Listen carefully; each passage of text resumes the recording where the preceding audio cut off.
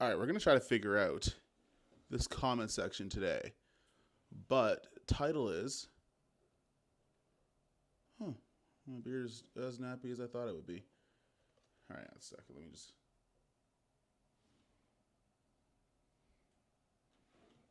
get myself in focus. Start to let people come in. Right now, there's nobody.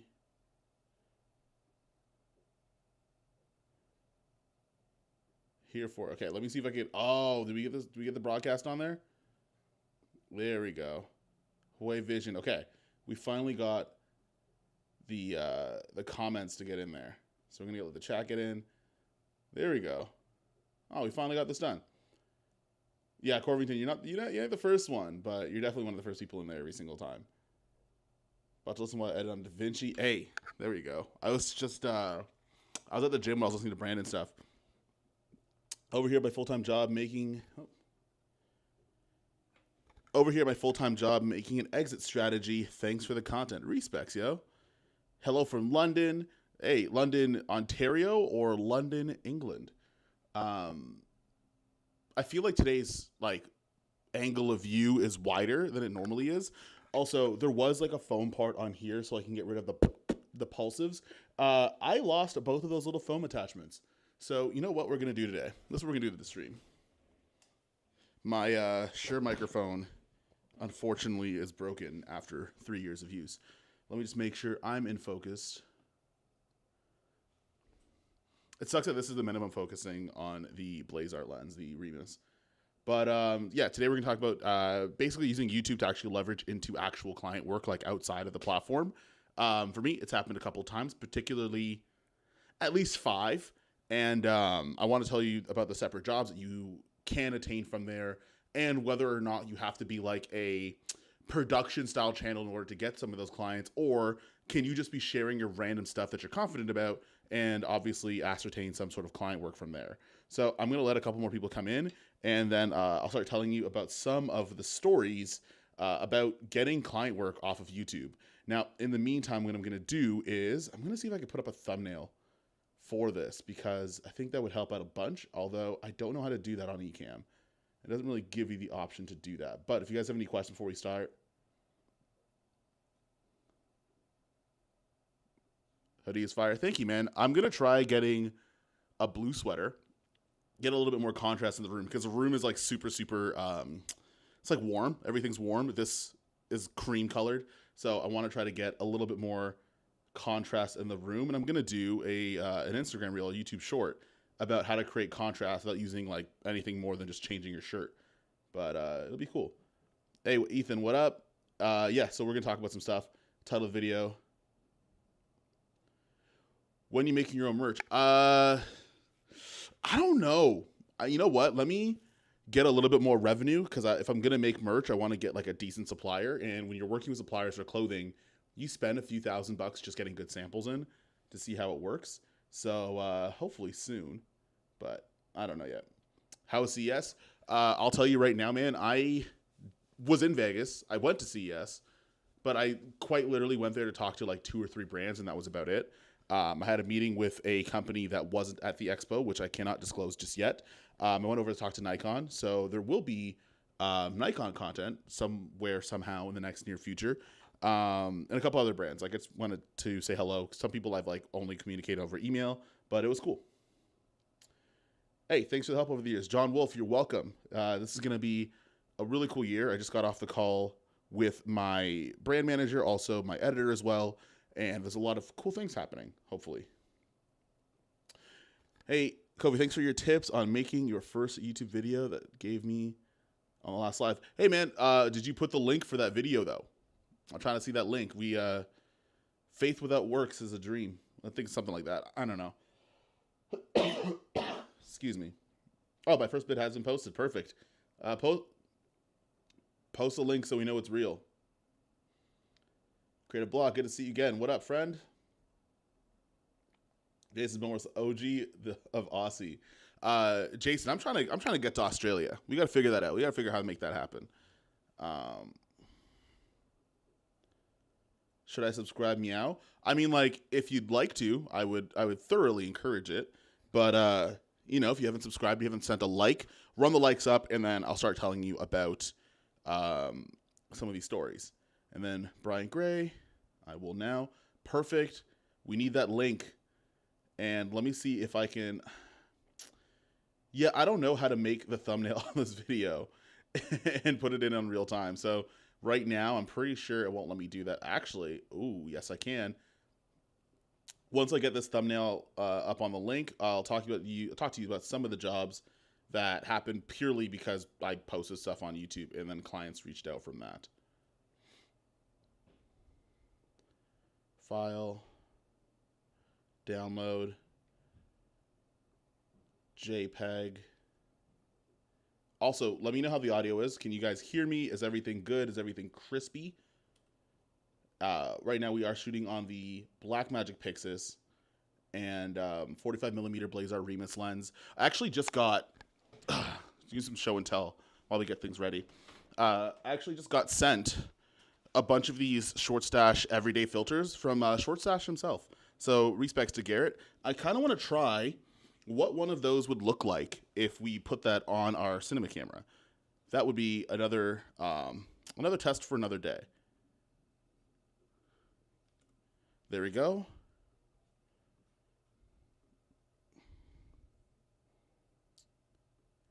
What camera I'm mostly using now? So many. Like, I use all of them. I have 2 Lumix cameras, 2 Sony cameras, 2 Blackmagic cameras, and about to be 2 Nikon cameras. Nikons I haven't used yet because they're not here yet. I use the Pixis a lot for like commercial stuff, which hasn't been a lot because when I got it, it was like the end of the season. But I probably will use it a lot more. The ZVE1 I'm ordering today or tomorrow, so I haven't used the ZVE1. But I just wanted something a little bit smaller with the FX3 sensor in it, and I sold my FX3 because I also have the A7C II, and I rent the FX6 quite a bit. So if you're any support in Houston, let me know. I don't know if I am going to Texas this year particularly, but if I do, I'll let you know. I think I might be in Texas. And then John Wolf with Crispy. Okay, let's get into the meat and potatoes of the content. So I wanted to talk about how you can leverage your YouTube channel to get other gigs, particularly client jobs, and how that kind of works. So what I'm going to do is I'm going to start by telling a story, and that way we'll kind of segue into other stuff. So as you guys may or may not know, I did a lot of stuff in the fitness industry. I'd shot for magazines. I'd done campaigns for different supplement companies and athleisure companies. Particularly, I was working with Gymshark, which is a UK-based athleisure company, but it sells a lot in America, but also exists in the UK and Europe. But that job in particular is a first story because originally I thought it was a scam. So kind of going into sharing a lot of stuff about shooting fitness content using the FX6 and the FX3, I believe, a lot of that stuff was just honestly reviewing the gear that I had, but the context was the jobs that I was on. And somewhere from there, the producer in the UK had reached out and they said, hey, we have this commercial that we want to shoot. It's right around the Super Bowl weekend that we want to shoot. Can you have do you have availability around that time? And if so, send me some rates. And originally, I thought that was I thought it was a scam. Most of these, like when I get like random emails where I have to travel, I think they're scams. And because I had worked with a lot of the athletes somewhere down the line, whether it be on their own social media or doing photo shoots or whatever the case is, I asked around to find out if that person was real, and it turns out at the time the UK office and the office that's now in Denver were very different. So I was getting hired by the UK team in order to go to the States in order to do that, and we did the job. Everything was cool, and I was super curious because I didn't know anybody at like Gymshark corporate like that at all, and I was in the one spot, which was California, which there's so many people that can do the job. So I decided to ask. I'm like, hey, like, what brought you? How did you get here? To a cold DM from Instagram stuff, and one of the people said they're like, hey, we just searched up people that did that content in the space. We had between you and like 3 other people, and that's how we did things. And I was confused for a bit because all I had was me talking about the camera gear I was using, and the kind of the theme of the story for everything was, we have no idea what you were talking about by way of like the FX6 and using Cine and all that other stuff. Quite blankly, they said, we have no idea what you're talking about. However, you sound really confident in it, and we can see the work through the content that you're doing, so it made the most amount of sense for us to do it. And that was kind of in the way of, even though you have a YouTube channel, what you're doing is you're teaching people what it's like to work with you on set. Even if it's a review, because your knowledge of the equipment and how to use it is going to be an incredibly important part when you're working on set. And those are things that sometimes producers look for.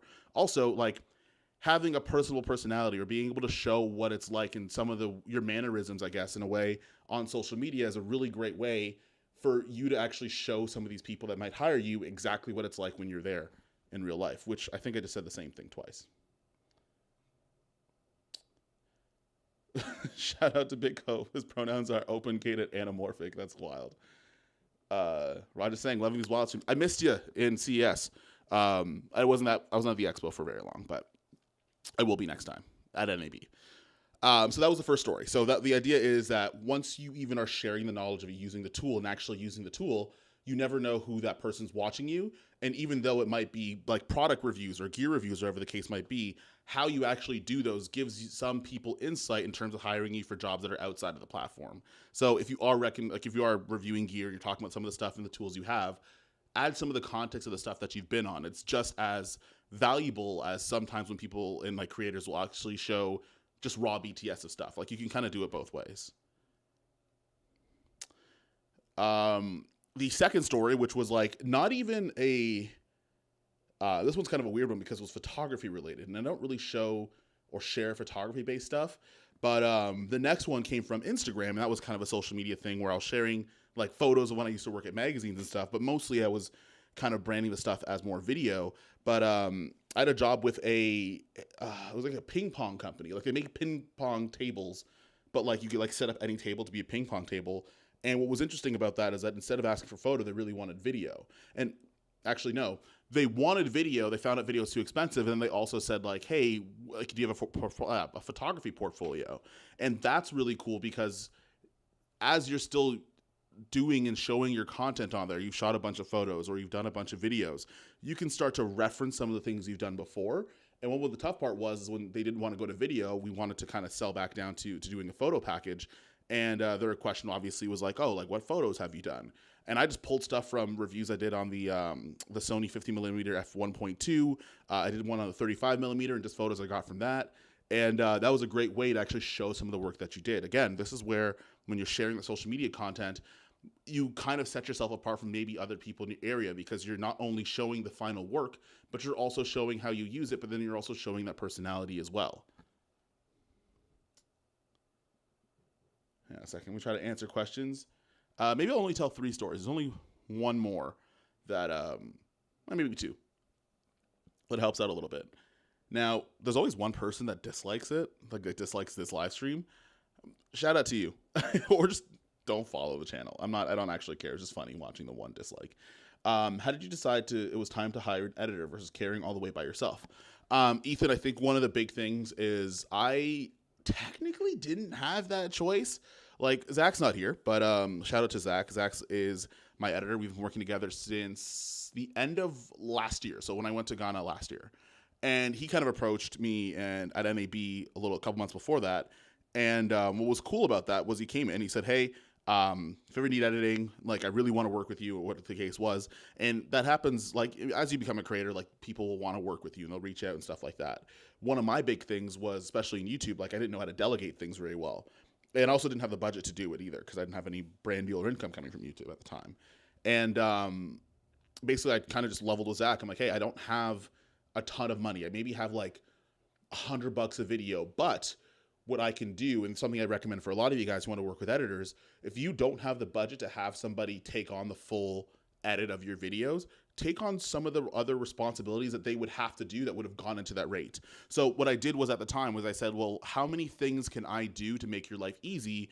So that way it makes the little amount of money I have make sense. So I still was color grading the footage. I was organizing the footage.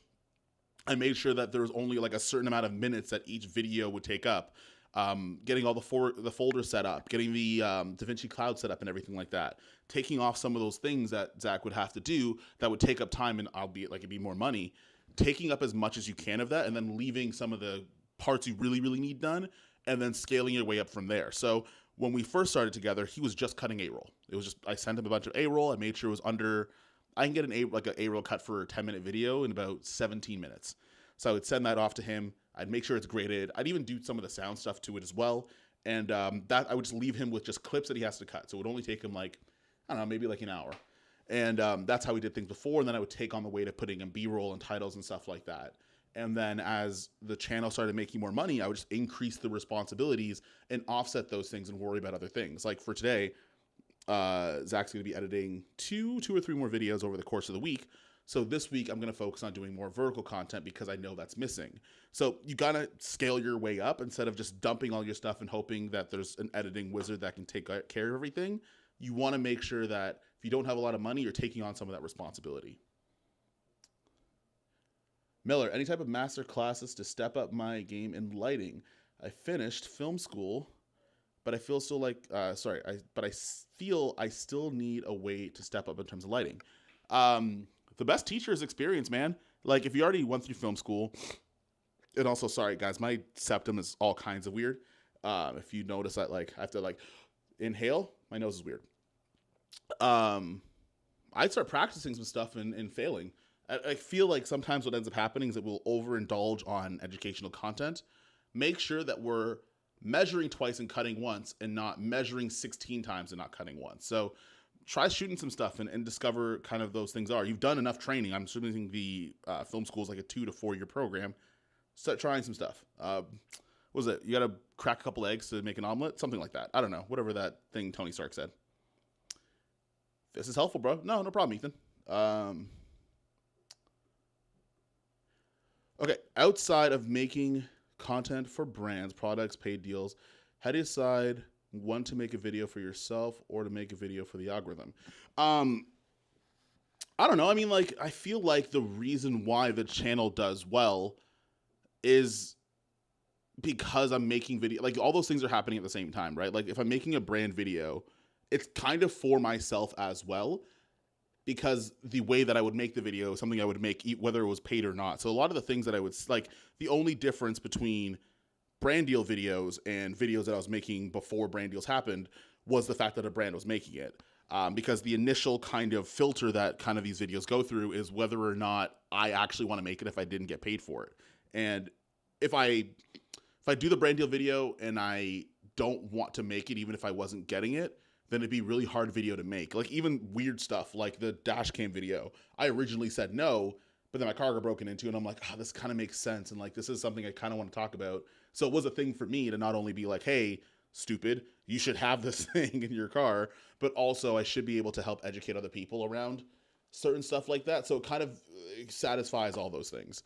As in terms of like not for the algorithm, I mean, like if you want to make things and you don't necessarily want to keep in mind like audience growth and like audience tracking, I'd maybe have another channel. But at the same time, I think you have to find that intersection between what works well for the algorithm necessarily, but also what are things that you want to talk about as well. And sometimes if it's something that like, I am doing this selfishly and nobody else wants to come into this, I could express that on different platforms in different ways. So you don't necessarily have to make a YouTube video on your channel that obviously is audience tracking.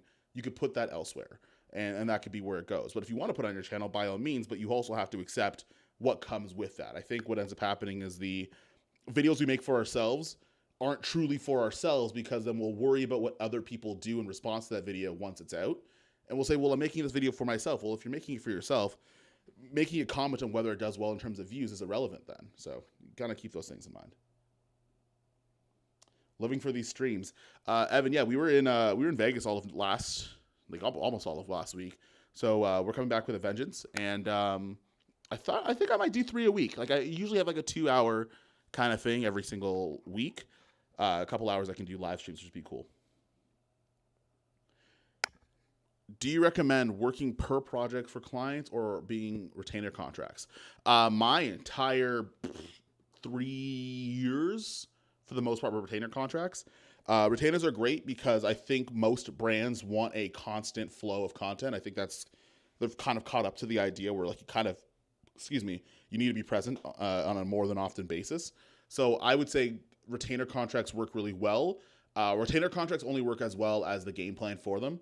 I don't think necessarily saying like, hey, I'll shoot for you like once or twice a month and let that be it. Come up with some sort of plan for that 3, 4, 6, whatever the case month. If you have a plan for it, then it's a little bit easier for brands to want to spend money on it.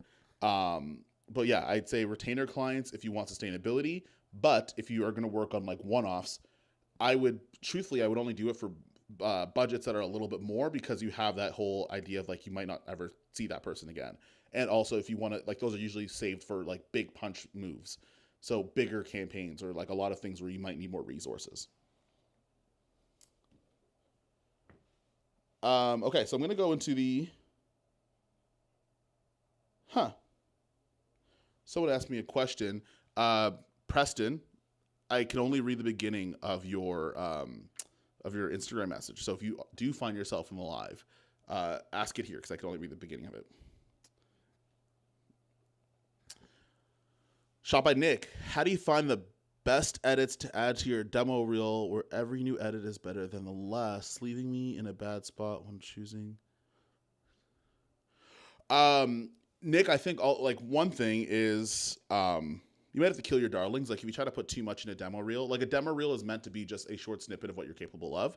I'm not too sure if your demo reel is for editing or if it's for cinematography. I'm guessing by your profile it's for cinematography. Me finding the best edits is honestly, I'll just pick like my favorite 6 projects, maybe 8 if you could figure it out. And I just pull selects from those, right? And I think the idea is to like kind of figure out what you want to showcase, right? So for me, and again, I haven't, like, keep in mind, I haven't updated my reel in more than 3 years. I should probably do that. But back then, what I did was I wanted to really show off that like I was like a handheld gunslinger of a person. And also I wanted to show off the behind the scenes of what it's like to work with me. So in the midst of, if I was to create up my reel again, I didn't have social media, I would try to pick as much things that would show off my skills. So if I have a really good handheld shot, you could just show that. If I have a really good lighting, I did like a lot of lighting in one particular scene, I would show that as well. But yeah, I think narrow down how many projects you want to stuff in there, and not necessarily every shot that looks kind of good jumps in your reel. And then use your social media to share more BTS stuff. Because I mean, demo reels are great, but once you get somebody, like once you show your demo reel, sometimes people aren't making a decision right off of it. They're looking for more.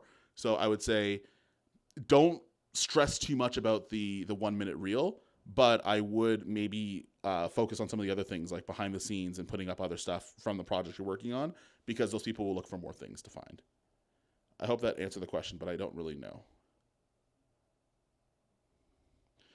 I'm working on one for the PLL. I'm applying to the media team. Well, then dress for the job that you want to work for, right? Like if you know what kind of client it is, then find the stuff that you've already done that helps intrigue that client. And if not, spec projects, and then use that instead.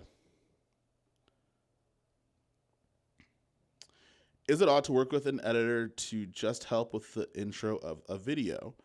I don't know how the freelance YouTube editing scene works. No, not at all. I mean, editing's editing at the end of the day. Whether you're going to edit the first minute of a video, you're going to edit 8 minutes of it. The editor, like, it depends on finding the right editor that can do it, but I don't think anyone's going to say no to working. Yeah, I don't think anyone's going to say no to the work, especially if you have it for them and you have the budget for it. Just match up your budget to the expectations that you have for those intros. I think that's the easiest way.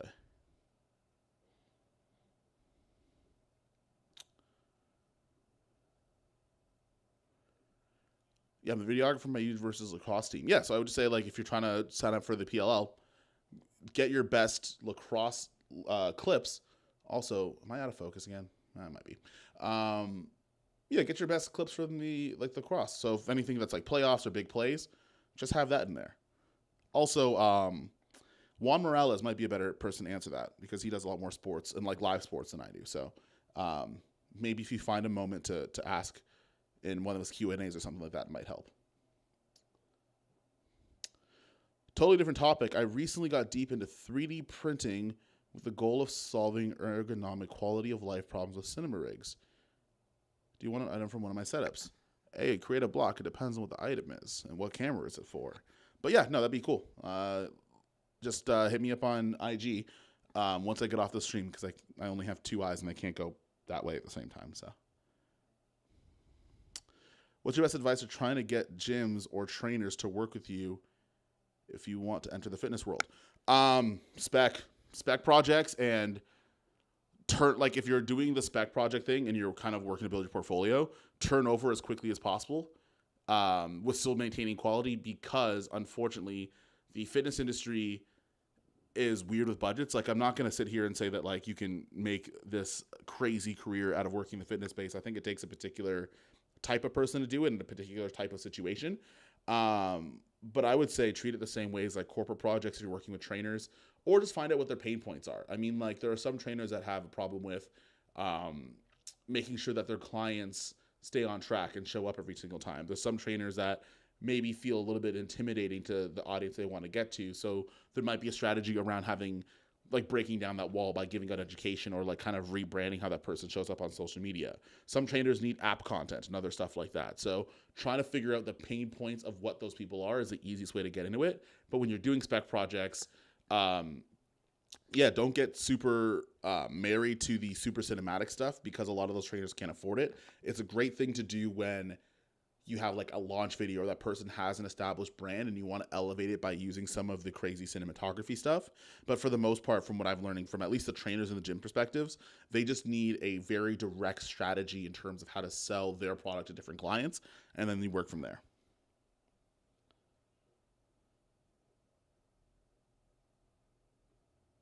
You got sharps, no buzzing. Hey, respects, bro.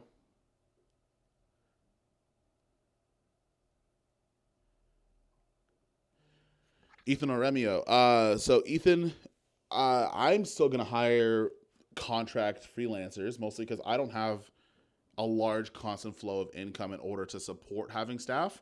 But I think it depends on, yeah, it literally depends on what you have available to you, right? Because like hiring staff, obviously for the long term, you can kind of technically reverse retainer because you're hiring somebody instead of being hired.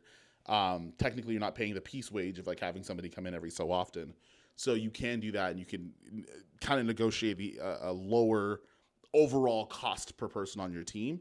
Thing is that like that lower overall cost still depends on having a lot of capital, especially when you got to do it on a consistent basis. So if you have the budget to hire staff, go for it. But then you're also responsible for that staff in a lot more ways than hiring a contractor or a freelancer. Last question: how do you decide how to follow the cinematographer route or stick with videographer, content creator? I don't know. Uh, it would work with sports. It's up to you, man. I think understanding, and again, I don't like the idea that cinematography and videography are super different. They do have so much skill overlap in a lot of ways that I don't know what to kind of give a one sentence answer in terms of what makes them different. But I would say it depends on where you're at, man. Like, I mean, if you're a DP and you're shooting live sports, like your job probably is coordinating everybody that is an operator on your team, because you can't manipulate lighting, nor can you set up scenes or like line a script or anything like that.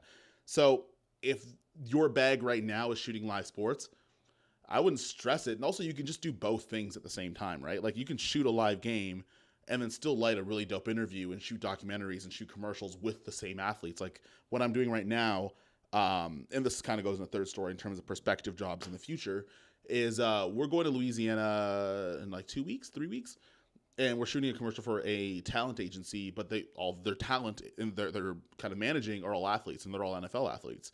So you could still shoot sports, but you could also shoot other things. I think boxing yourself into like if you're a videographer or a cinematographer doesn't do you any service of things. As long as you've learned the skill, you could have multiple skills. You can be good at soccer and basketball at the same time, especially because there's nothing really stopping you from doing one or the other. Hey, been following along since no small creator. Hey, Cody Warner, that's my homie. How far into the full-time YouTube grind would you say you start to see your first brand deal requests, in your opinion? I don't have a good answer for this because I have a very weird situation where it sort of just happened randomly on a flight back from NAB, and it went from I did one deal with Comica and it was like $500 to quite literally 6 times that the following month, which was really weird. I don't think there's a certain point that you can plan for. It's kind of a run as fast as you can. The finish line will show up there later. If you kind of worry about like how many subscribers you need to get brand deals, like it's not going to work. It's literally going to work in your favor in the other direction. I would say not. Don't worry about it. I would say It's going to be different for everybody. I wouldn't stress out about it, and I wouldn't change any of your plans for making content in in anticipation that that is going to change. So I would just say run as fast as you can, so to speak.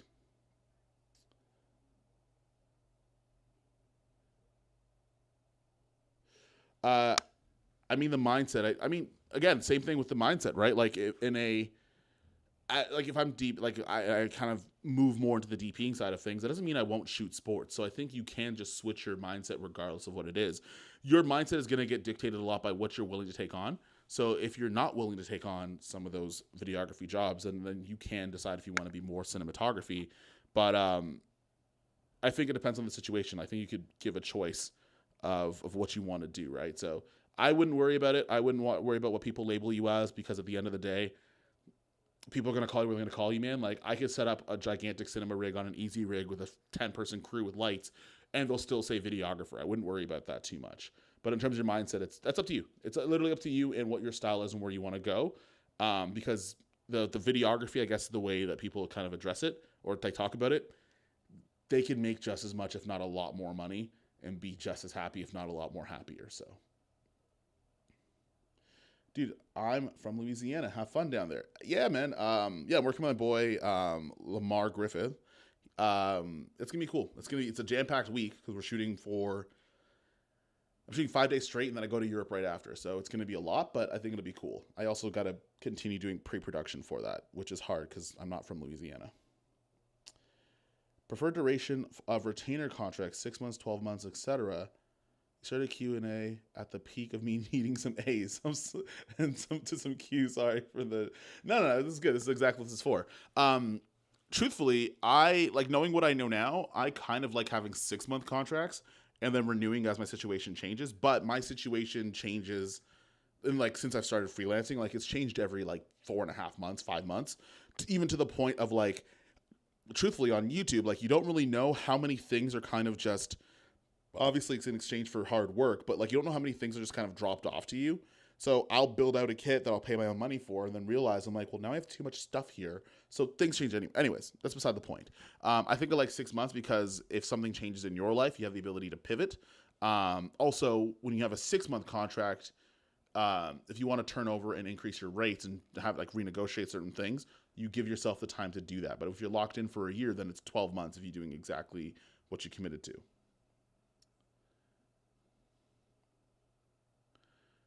What's the lowest moment you've ever had with a client, and how do you build yourself back up? Huge fan from Nairobi, Nigeria.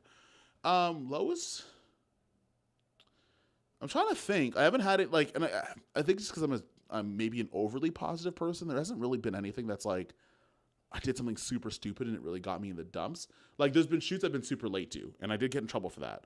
And the way I build myself back up is just making sure I do a really good job. So like I think that's the worst that's happened, is that like I've from factors that are out of my control. Like I've been like 2.5 hours late to a shoot before, and the easiest thing that you do is that you try to rebuild that with being super efficient.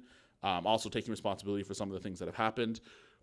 Generally speaking, man, like those things are going to happen. Like you're going to have moments where you're not going to be able to make everything align and get perfect. But yeah, I think it's like anything else. Like first step is you take responsibility for it, and then you figure out ways to find a solution. But I think, yeah, my lowest point, I came super late to a shoot, and that's like, knock on wood, that's the worst that's happened. No problem, Nick. Enjoy.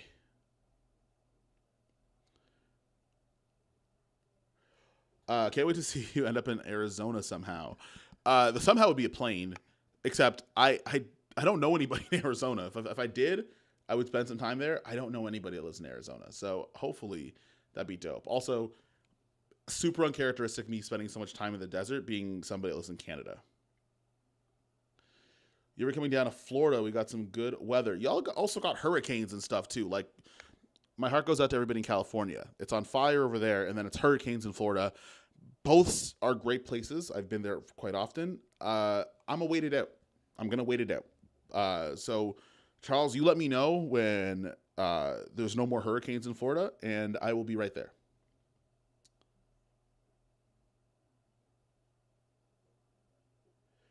European over here. Hey, what's up, Caleb? Awesome. You got awesome.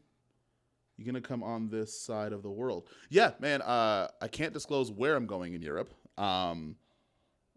yet, but when I do, it'll be a lot of fun. We're gonna be there for like a week. I think like a week, and we're gonna be doing some fun stuff there, which I'm super excited about. But I also have no idea what videos I want to make just yet. I just know that I'm going there, so I'll plan out the rest of it later.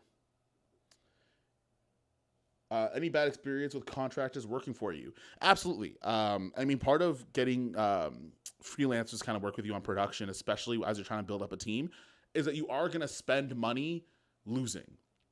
What I mean by that is that at certain points, you're going to hire somebody on, you think it's all good, you bring them on, and it doesn't work out, right? Like I've had BTS shooters that have come in and did a terrible job. Like I'm talking wrong frame rates, the color, the white balance is off. Shots are completely out of focus, not holding a shot, which is a big one. If you're someone who's shooting BTS, one thing I could tell you is hold your damn shots. But all of that happening and piling up. Person showed up late. Person didn't show up at all. I've had shooters that have tried to solicit clients on set while I'm there. So yeah, there's tons of things that'll happen. And that's kind of par for the course because, I mean, at the end of the day, everyone's trying to make some money. Just the way by which they do it is sometimes like a little nefarious. But yeah, that stuff happens all the time. You just kind of have to roll with the punches a bit. And also, like, you can't save or bring on everybody, right? You have to acknowledge that you can't do it all. You can't kind of hire on one person that hits you up on Instagram and DMs so they can help you out and then it work out in the end. Sometimes it works like that, but sometimes, and more often than not, it doesn't. But the people that I'm working with now, pretty good. What's the biggest thing you are changing about your strategy in 2025? Not a ton. I mean, like, what's cool about front loading a lot of work in the first couple of years is I could be a little bit more pinpointy in terms of like strategy and stuff like that. I think one of the things is not necessarily on the YouTube platform, but my editor is also really good at video sales. Like Zach is the only person that is more of a shark in sales than I am. And he was bringing up the idea of having offline communities. So having things like courses and like an offline educational community where things can get a little bit more granular and there's more like members only videos. Maybe some of the like the raw BTS long form stuff will live on there. That might be the only thing that changes. But outside of that, like I don't think a ton is going to change. I still do like runs on cameras where like I might make like 20 videos about a camera. Right now it's the Pixis. And then that way, if I move on to something else, I feel like I've cleared my conscience in terms of giving you all the information. And that way I could use whatever else is there. Because at the end of the day, like skill set and mindset may change slightly depending on the camera you use. But I really like fleshing out 20 different angles of this thing. So that way the audience can kind of figure out exactly what it's about and not just doing the initial impressions kind of thing. And sometimes you get the embargo video and then you never hear from that person again. I don't want to fall into that. So I'm trying my best not to. Favorite Scarborough, hit me up. Just kidding. Do you have a live schedule now or just whenever you feel like it? I got to do whenever I feel like it right now. Q1 is the most I will travel per capita for the entire year. So Vegas was just like 3-4 days ago. Louisiana is in 2.5, 3 weeks. Directly after that is Europe. Like I fly home, pack, and then I go back again. And then when I come back home, I have a week, and then I go to Maui right after. And then I think I go to New York in like March or April. Then it's NAB. So I don't have a schedule just yet, mostly because there's sometimes where I'm gone for an entire week. So it's going to be tough to do. Hey man, stream looks nice. Hey, we're still doing the anamorphic stream. So this is actually kind of fun. And also like unless I have a gig, my Pixel stays exactly right there. And if not, I have like a marker so I can just put it back later on. How do you mitigate that? Any contractor agreements for representing your company? Yeah, that was something I didn't know about before. So having like non-solicitor agreements and stuff like that will help protect you. My cousin's a production lawyer, which I should utilize that resource a ton more than I actually do. Actually, leave a 1 in the chat if you want me to come up with a couple more documents for creators, especially in that realm, because that's literally her bag. And then we collaborate on actually making up a product that helps out the audience. And it's certified by a lawyer. So there's that. Yeah, there's agreements that you could have in place to protect yourself from doing that. It's just when I started, I didn't know those existed. So it just kind of ended up being like that. So you kind of just, you let people come on because you want to put everybody on. You want to be able to be the guy that puts everybody in a good position, but you kind of forget that you have to protect yourself.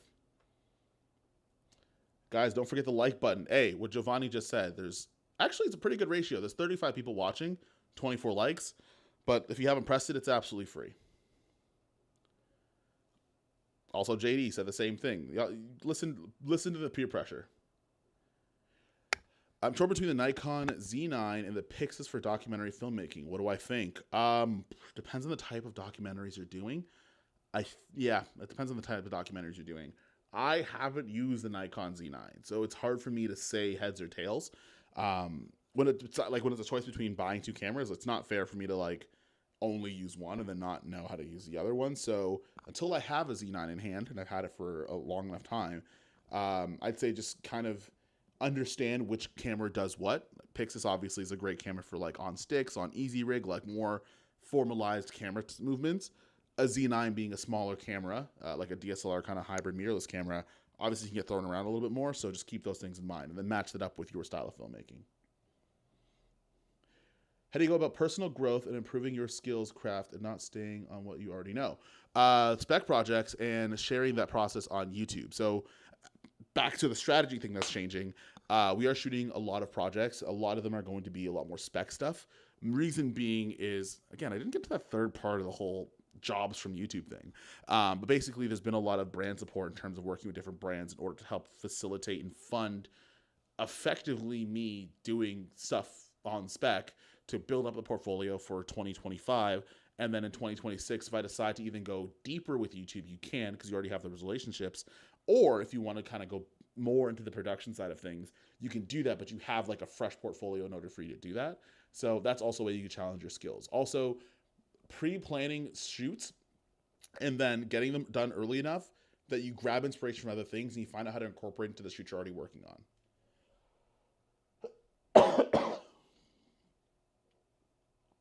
Is anamorphic? Oh, wait. Yeah, is anamorphic worth it or just a fad? Understanding what anamorphic, where it works and where it doesn't, is more important than understanding if it's a fad or not.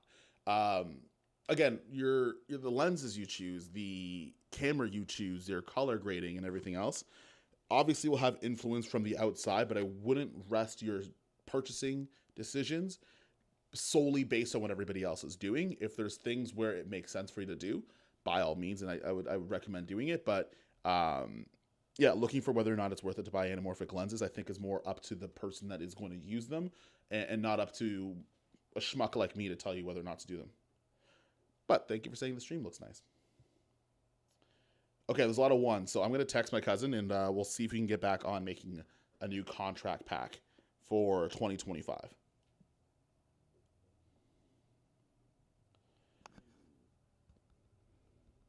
Best way to work on bigger productions or get a PA role. Do you think getting PA roles are a good way to grow in your career? I mean, like the exchange of value in order for career advancement makes sense pretty much everywhere. For me personally, like my big sets outside of some of the creator films, which is like the fifth story, because having a relationship with YouTube got me into an agency that also shoots films, which is why you saw some of the Western films that we did earlier on last year.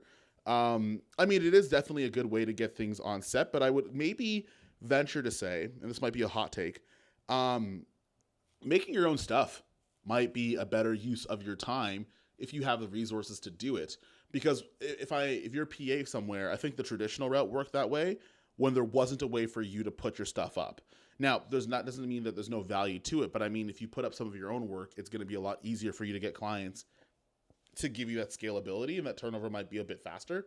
I definitely didn't go the PA route, and I've been doing okay so far. So I didn't do it per se. I've PA'd far less than I've DP'd. So I think that's up to the person. I think also that way of doing things might be a little bit older. Doesn't mean it's not valuable. It just means I don't know if that's exactly how everybody should do it.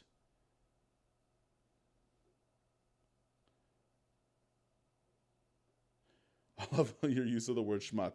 That's the easiest way for me to explain it, man. I'm just a person. Thanks. Great answer. Took your advice and got off Reddit too. Hey, don't go to Reddit for anything, man. Like, here's the part with Reddit and most things on social media, especially when you can hide your face, is all of the intrusive thoughts from people that probably should have therapy are going to things like comment sections and Reddit in order to espouse those things instead of seeking professional help. And sometimes you're the target, like sometimes you as a person are target to some of that. And it's just, I don't know. I haven't found it a big useful use of time to go to a place that only caters oftentimes to people that are miserable. At least that's my experience with Reddit and sometimes my own comment section. So that happens sometimes. Like Shia LaBeouf said, just do it. I think Nike said that before Shia LaBeouf. I'm not going to lie to you. I think that's what Nike did before.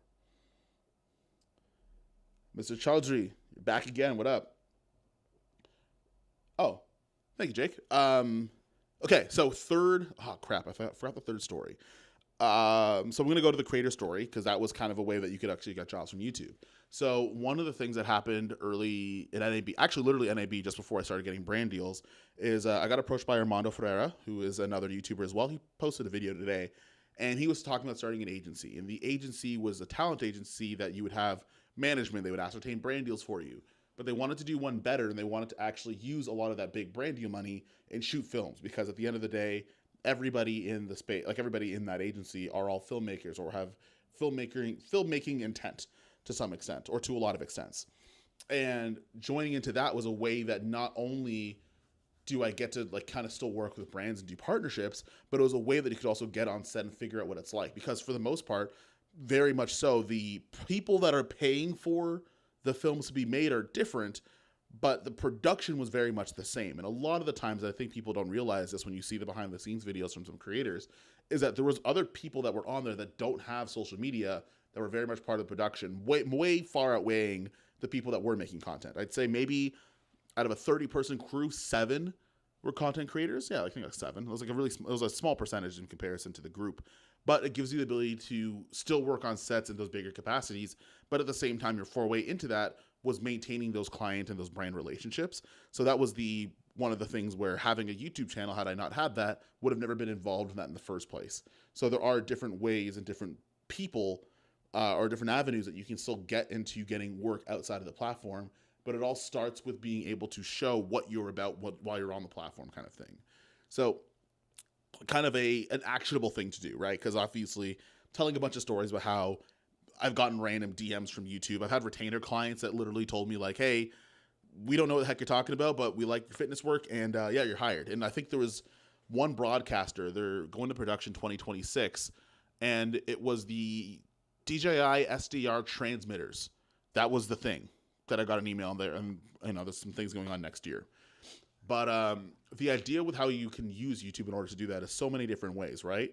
At its core, YouTube is a way for you to show your personality, give value back to the audience, but also display how much things you know, and also learn things as you learn new stuff, right? So look at it that way, where if you are somebody that maybe is reviewing a camera or whatever the case is, or maybe somebody tells you, well, YouTube's not going to get you real work, I would push back on that, and I'd say that's kind of BS, because the way that you present on YouTube sometimes and a lot of times is going to be favorable to people that may hire you for your next job. You don't know where they're coming from because you don't know who's watching, kind of thing, right? So one thing I would say is that no matter what you're doing, whether you're doing a review or raw BTS, put your personality into it.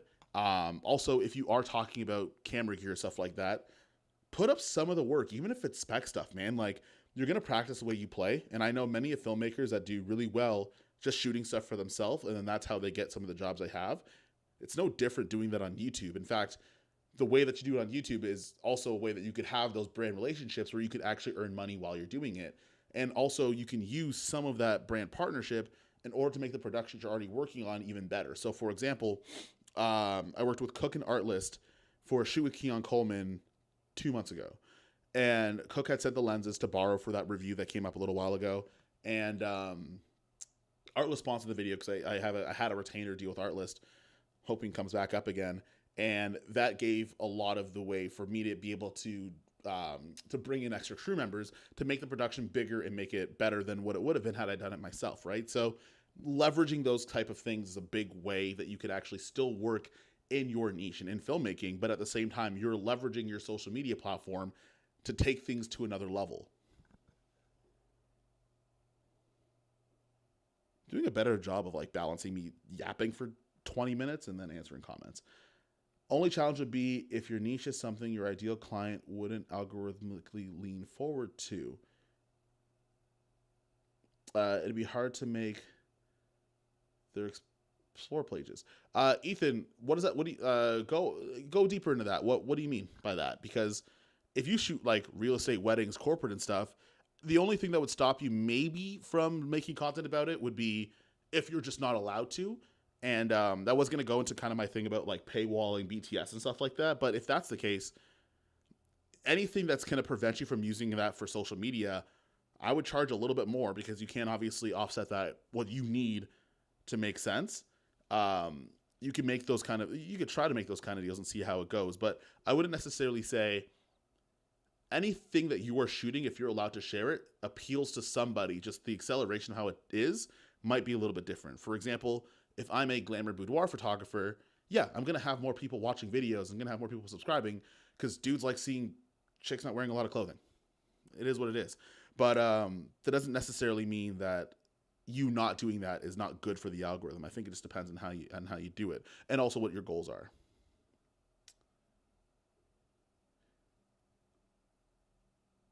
Just from a YouTube video. Yeah, Wellesley Wang got a directing job. Man, I don't even know. I don't remember the director's name for Talk to Me, but those guys they were making YouTube videos beforehand before they made that film too. So like, you never really know who's watching, man. What was the best project you ever worked with a client? And what did you like about it? Personally, for me, I liked the Brandon documentary that I did a little while ago. It was the oldest IFBB pro, I think at the time, like when he won his pro card in men's physique. It was for Blue Star. It was like right after Mark had made Killer Be Killed with them as well. And that was really fun because it was a fun story to tell. Really, really good character. Like James Johnson is a really, really good dude. That my favorite part about it was working with him necessarily. It wasn't a award-winning documentary, but it was really, really fun to work with him.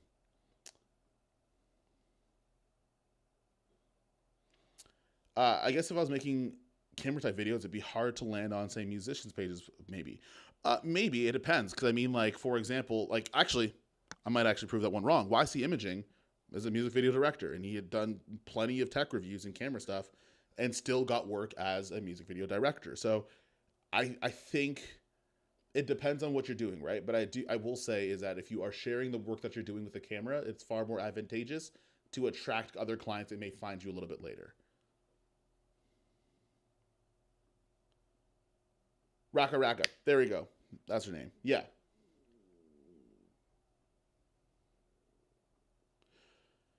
You mentioned companies reach out to you through YouTube, but how do you reach the companies that you want to work with? The same way they reach out to you, man. Email. Trying to find who the decision maker is, which might be a little bit harder. And sometimes those contacts aren't free. Sometimes you gotta, you gotta give a little to get a little.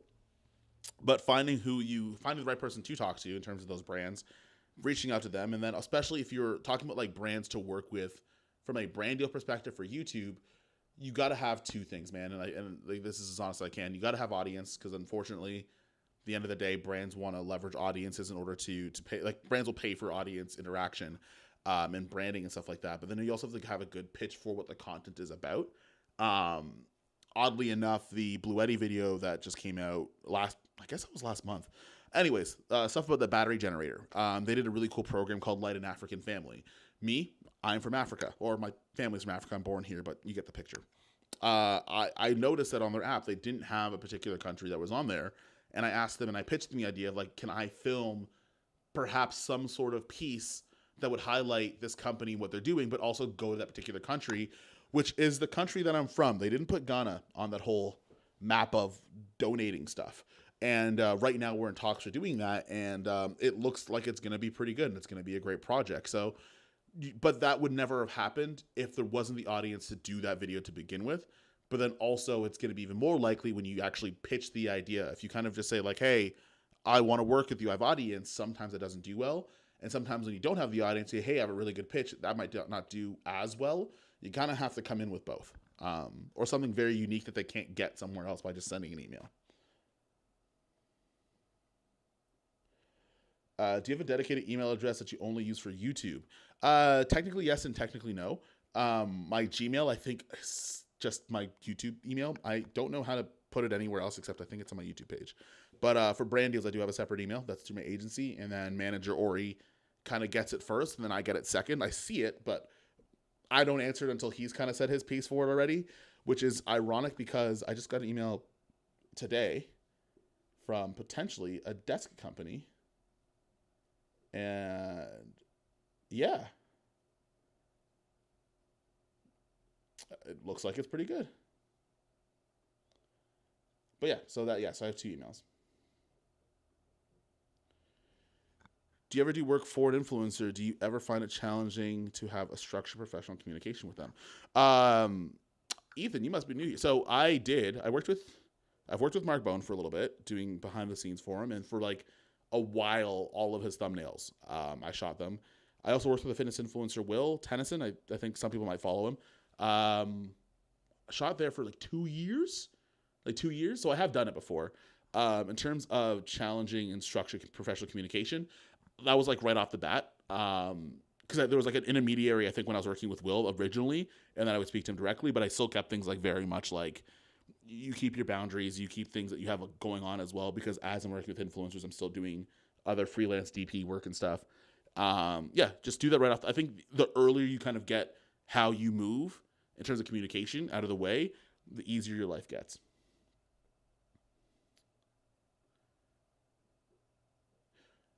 Oh, you have a manager. How do you find the right one? How much has it helped? I got a manager very, very, very early on. I only got one because I was reached out to you about it. So it's hard for me to say, like, how do you find one?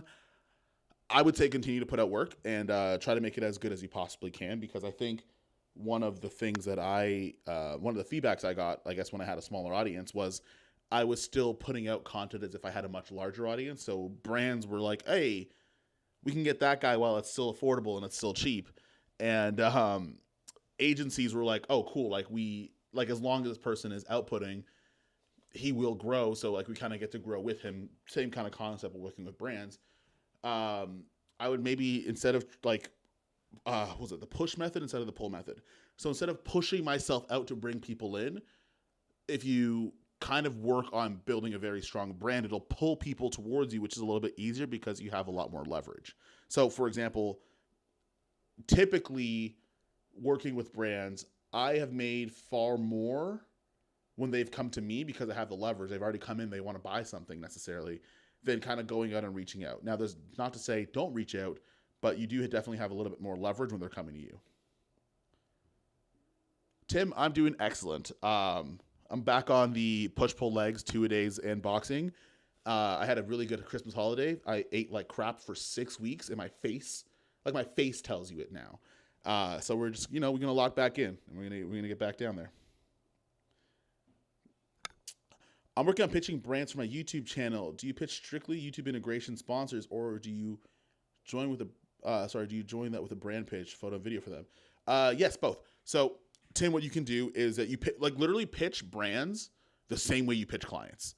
Like, not necessarily the same pricing, but like in terms of your mindset with like packaging and giving different options, pitch exactly the same way, man. Like, it's so much easier. Like, we just got, I don't know if I'm allowed to disclose pricing for stuff. I don't think I'm supposed to. I think I signed a contract that says no. But right now we're in talks with a automotive company for me to do an Instagram reel.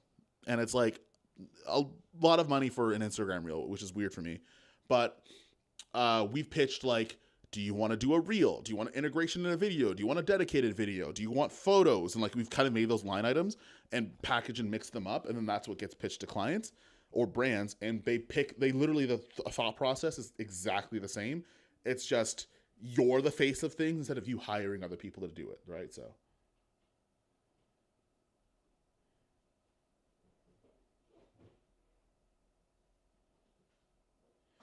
For that movie, DOP Subrata Mitra invented the light bounce technique. I thought that was, I want to say Deakins that did that. Or not necessarily invented it, but someone who uses it quite a bit. I thought that was somebody else, but hey. I'm not really good at filmmaking history. I'm not a historian in filmmaking. I often will know the movie and I'll know what I like and not know who the DP is, which is not the greatest thing in the world, but it happens. Cynthia, I just joined the live and I was wondering what's the purpose of having an agent in your case. So, Cynthia, agent is for. Hang on a second. I am out of focus. Dang it. Maybe not. Cynthia, so having an agency and having brand management works really well for outreach for brand deals in order to ascertain money for the channel. So, for example, somebody else is reaching out on my behalf, and also certain brands will only reach out to agencies in order to bring creators on. Similarly to if you're working with like a Fortune 500 company, oftentimes they're not looking for an individual. They'll reach out to a marketing team, which will hire a production company, and that's how that kind of process works. So an agent, for me, technically speaking, takes care of some of that outbound, but also is that wall between the creator and the brand that can kind of do the negotiations for you. And it's not like, I mean, when you're not having the biggest audience in the world, because like I have like 53,000 subs, which isn't a lot to be able to command your own whatever. I would rather take 85% of whatever that is than like the full 100 where it was zero up until that point. So in that case, that's where it makes sense and it works. Would you leave this live public? Yeah, I'm gonna leave this live public. I think it's gonna, like, I don't know how to turn it off, and I don't think it's gonna be members only. So yeah, definitely will be public. Alpha, I'm assuming you got in a little bit later, which, I mean, there's not like, it's not a structured show. I'll tell a couple stories and then we just start talking for 2 hours. Using it night since 1950. Yeah, man. Charles Judy, I'm not a filmmaking historian, bro. I started shooting in 2018. So you are probably 1,000% right. I don't know that information, to be honest with you. The focus anxiety is so real. Yeah, man. It's the hard part with focusing is that one, it's anamorphic. Two, this lens is kind of soft if you're wide open. And three, on like Ecamm, when I'm looking at my like on my computer, it looks soft, so it's weird. Yeah, no problem. I watch a movie, don't know the actor. Bro, same. I thought Katy Perry and Zoe Deschanel were the same person for like 8 years. Whenever I saw both of them at the same time, I thought they were the same person. And I'm like, dang, Katy Perry's in movies too. And they're like, that's not Katy Perry. And I'm like, I learn something new every day. It happens. Okay. Dang, I managed to get through every single one of these questions. Either I'm fast or y'all are slow. Ooh, super chat from Preston. Coffee on me today. Who's going to tell him I don't drink coffee? But anyways, I'll take the $5 US. That's like $20 Canadian. Preston, you asked me a question on Instagram DM. Is it possible to ask it here? Because I can only see the first couple of lines. My phone is behind me. But I can't answer it because for obvious reasons. Because I'm on stream. I can't do it right now. Got hired to be the action DP for a soccer movie. Other DP is planning to use Alexa Mini LF, and I really want to use the Ronin 48K to get some unique shots. Do you think the footage will mix well with the LF? BKFX Studios. One thing I'd recommend, truthfully, camera prep is going to be your best friend. If you're able to work with your DIT, your colorist, or your DP, I would maybe say test that stuff beforehand. I know the 8K has ProRes RAW. I'm pretty sure it does. So I think it'd be kind of tough, man. I think you could probably do it. But I would double check. I double check your camera prep. I'd reach out to your DP and like maybe set up a prep day so you guys can see if you can match the footage with someone who can do color. But chances are you probably can. I'm currently using YouTube as a portfolio for my wedding videos. I'm about to launch videos and promote myself. Should I change my YouTube name for personal branding or should I leave it as the brand name? Alpha Pixels. This is the best advice I ever got. And this is from YC Imaging. Call your YouTube the name that you don't mind being called in person.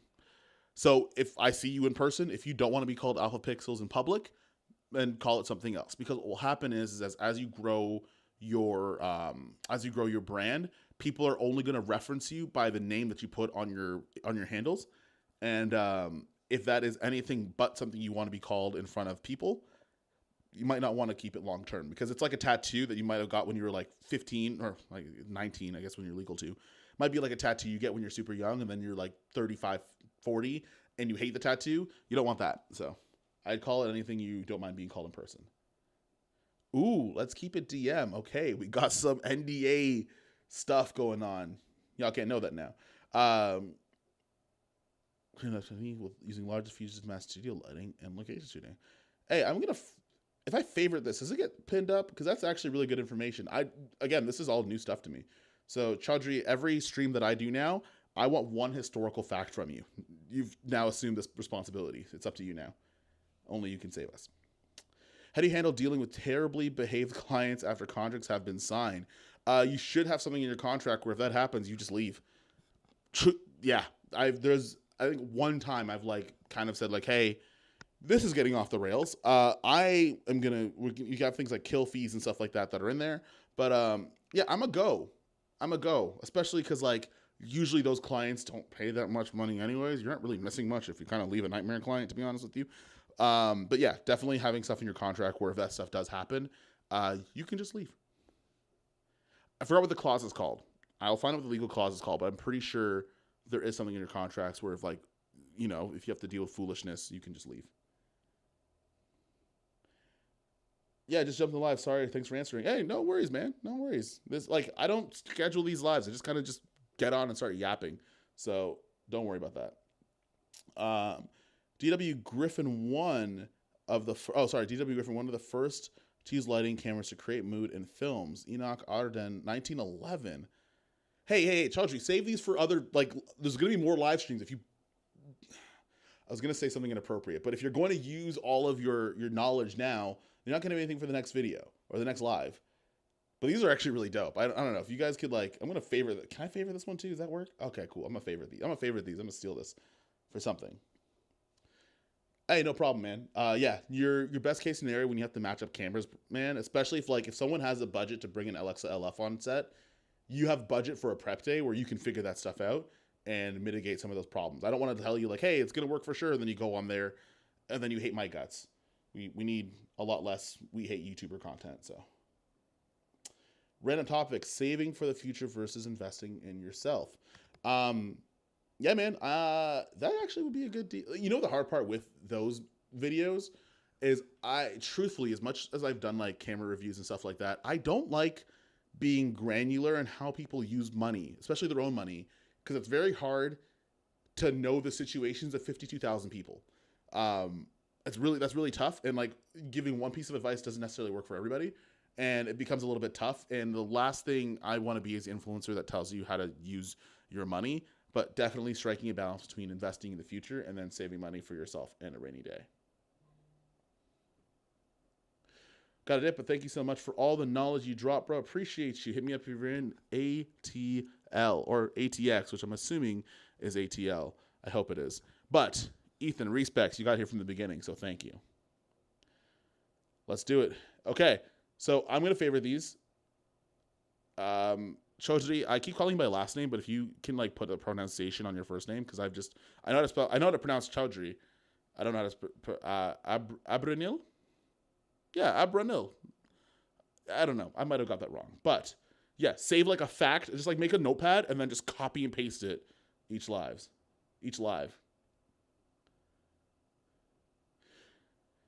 How do you do lame editors based in Vegas? Hang on a second. I'm going to leave this one up for a second. Everyone look at this. Real quick. This is Zach, actually. He edits the vast majority of my videos. So I don't know how to deal with lame editors in Vegas because you're not one of them. So if y'all want to see more of Zach's stuff, I guess you could just go on people's YouTube pages and follow them from there. I'm going to leave this enough so people could see it as I read some of these comments. Oh, Austin, Texas. Okay, well, I want to go to Texas. I will find my way to Texas again, eventually. Okay, so Mr. Singh, because I don't want to. I hate my name being mispronounced, so I don't want to do it to you. How can I build and manage a filmmaking brand focused on commercial shoots? And is the Sony FX3 a good choice for this? I'm thinking to start in 2025. Yeah, I mean, it's not a bad option. I don't think with the Sony FX3, despite the fact that I sold mine yesterday. I don't think it's a bad camera for anything. I think you could do a ton of stuff with it. I just have 8 cameras in 2 hands, and that's hard. But it definitely is a more than decent camera that you can use to start it. Most cameras are more than decent, honestly, to be honest with you. And I think if you want to make a filmmaking brand based on commercial shoots, I think that's great. I think what you want to do is you want to create a plan of how you want to do that without kind of riding by the seat of your pants and like making a video on Monday and then not knowing what to do for like the following week. My biggest thing is whatever you're making around your interests, I think the best thing you can do is have some sort of a plan. Plan out like your first like 8 videos. There you go. Plan out your first 8 videos. So worst case, you got 2 months. Best case, you got 1 month. Plan your first few videos out and then go from there. Hey, oh, what's up, Kyle? When are these Apex lenses dropping? Here's a fun fact, and you guys may believe me, you guys may not believe me. I don't have a brand partnership with Blazar. I bought these my damn self. They gave me like 5% off when I bought them, but they don't tell me anything. I am actually so out of the loop in terms of Blazar lenses. Where most people, because like I hang out with everybody else that has Blazar lenses on partnerships and stuff, I'm the one person that doesn't have one. So I actually don't know any of that information. Because when it does, I would love to put it on an FX30. But I actually have no idea. I'm really sorry. I wish I had more info for you. Just finished a 15-hour long physics class, an hour. Okay, here we go. Here's my thing. 15 hours of physics? 15-hour long of physics. First of all, that's wild. Secondly, if you're able to do 15 hours of physics, what you doing in filmmaking, bro? You better start making some plane engines or something like that. These planes are slow. What are you doing? I want to know. What would be your ideal? What would be your ideal ultimate camera features? You can only pick 5. My question for that is does every other feature cease to exist? Because then like if I say a bunch of stuff and then like one of the features that like it turns on is gone. But anyways, I'm just kidding. I would love a readout that is not global. I would like if it, in a perfect world, obviously you'd have like global shutter, 8K that can downsample and still keep the full width of the sensor. But if I'm going to be realistic, I would love to see just decent readout, like not 20 milliseconds. Like if it's like 8, perfect. I'd love a 6K. We like 6K. Open gate would be awesome. 6K open gate up to 60 frames a second was fine for me. I don't use 120 as much as I used to. It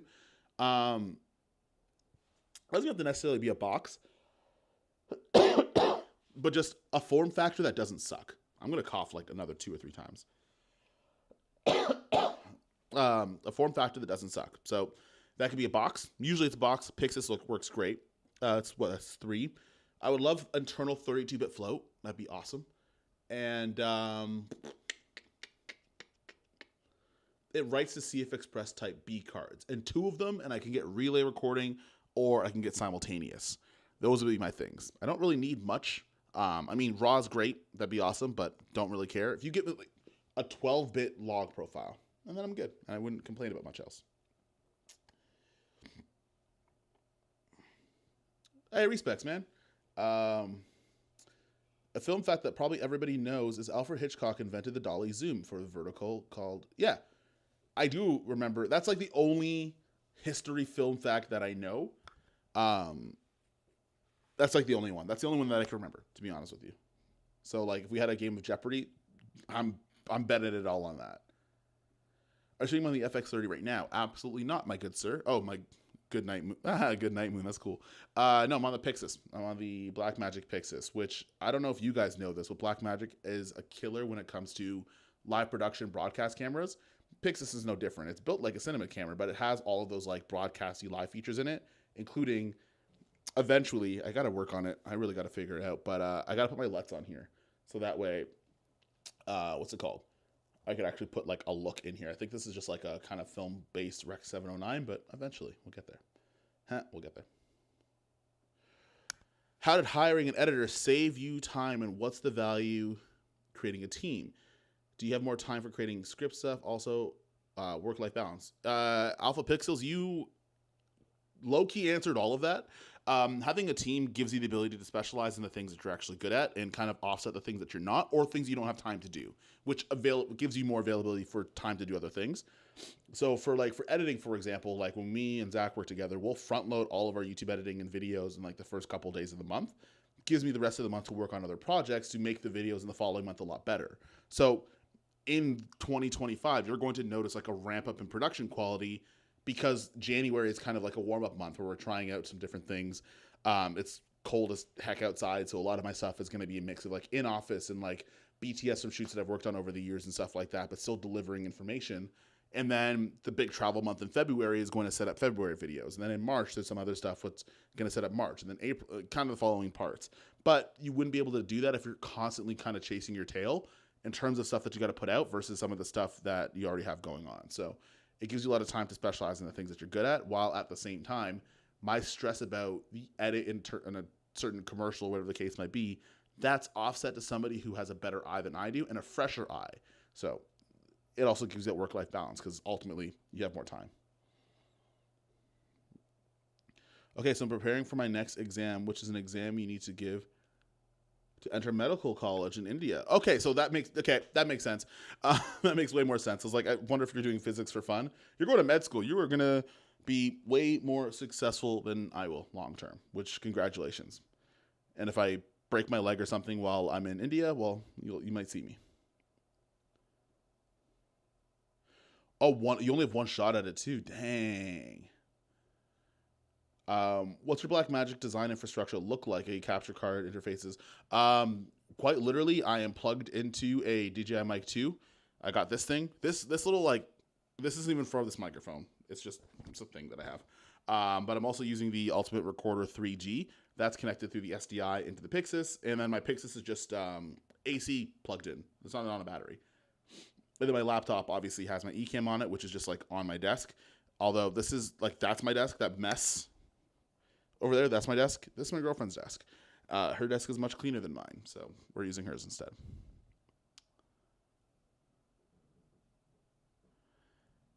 Exam is on the way. That's why they're so long. Jeez.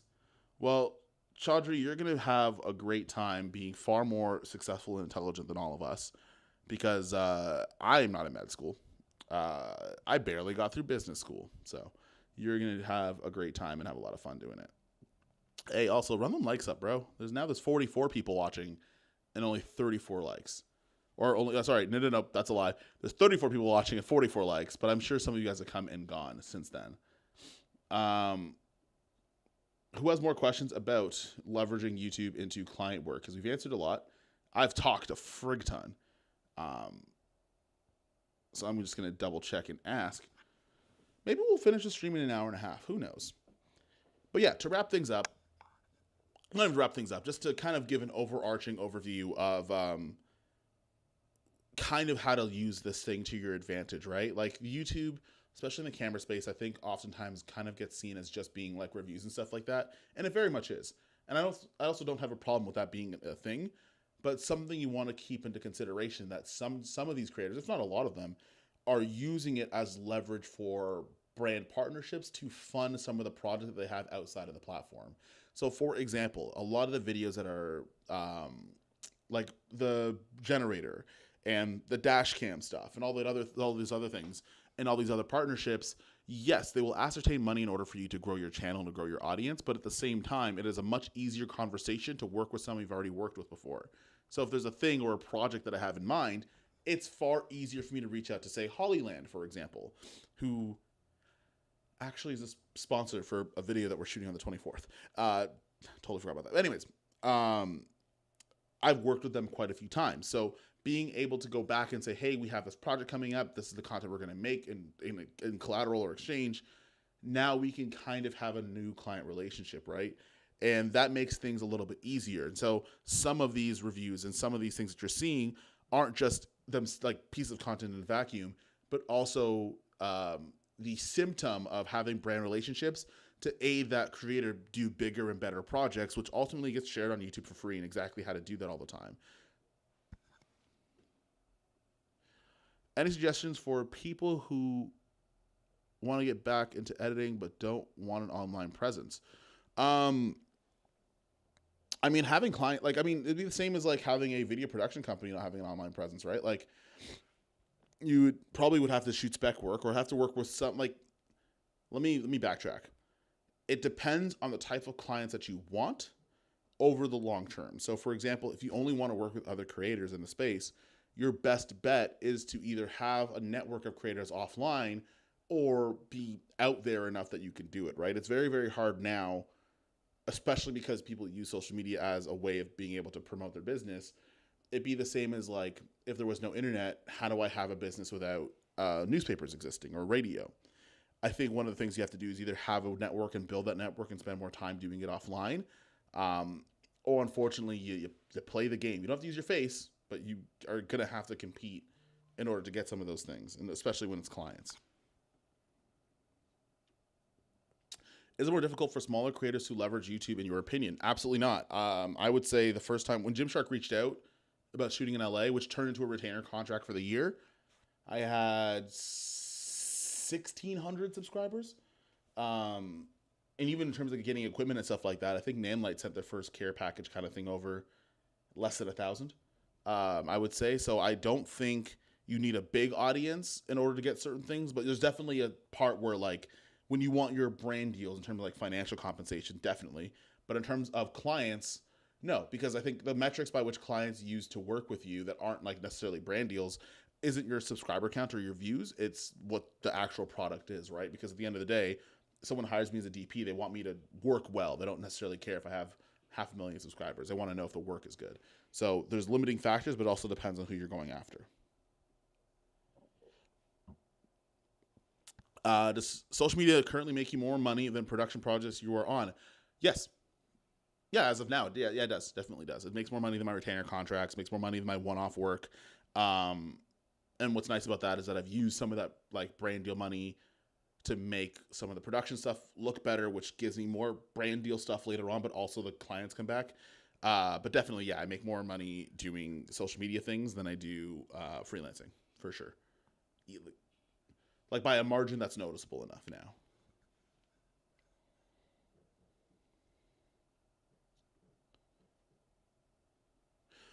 Does having a big YouTube channel help to get a job for director DP? Technically yes, and technically no. So I would say as long as if your big YouTube channel got big because you're a good director or DOP, yes. If you have a big following on its own and the skill set isn't there, no. Because what ends up happening is that if you like, it's because you're thinking of the symptom and not the sickness. So if I have a big audience that's based on filmmaking, chances are that audience was built because I'm good at filmmaking, not necessarily the audience just kind of appeared. So if, for example, if I was like Linus Tech Tips and tomorrow I decide to make a cinematography switch, wouldn't have jobs right away.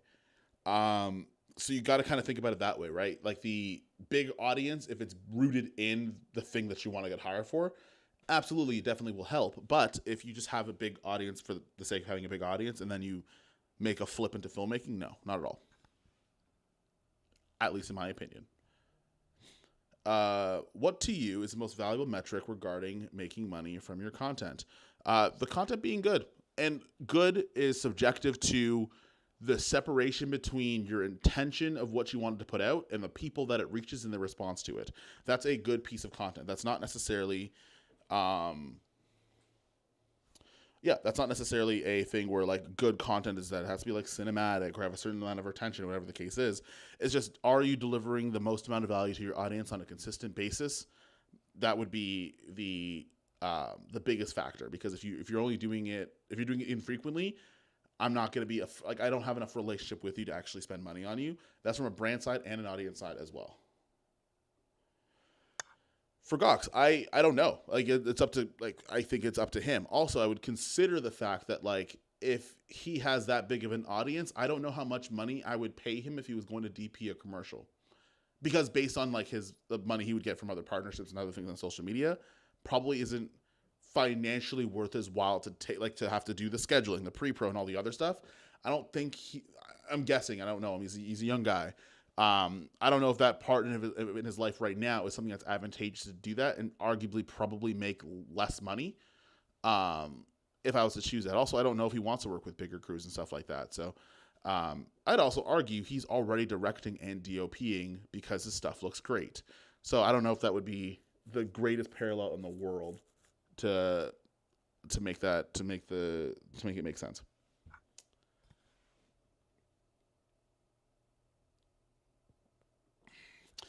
Did you notice more non-local outside of your market work being pitched to you after your channel started growing? Kind of, yeah. Like the table tennis thing was weird. Because I mostly did a lot of like athleisure supplement company stuff, and then like through learning about more about being a DP and kind of shooting things in that way, it became competitive advantage because it looked different. But yeah, I've gotten some weird stuff. Like I've done a couple weddings, but I don't think that was YouTube based. Table tennis one was probably the weirdest one. If I'm thinking about that, no, not the weirdest one. I did a thing for Woman King in Toronto at TIFF, and that kind of came out of nowhere. But yeah, no, I think it does a little bit, but not by a gigantic margin, to be honest with you. But it does by a little bit. Like it does happen where you get like weird, wild requests for certain things. And I think it's because people see you and they're like, oh, that person has stuff and they know how to make it look good. Let's just go with this guy because I'm already watching him do it in real time.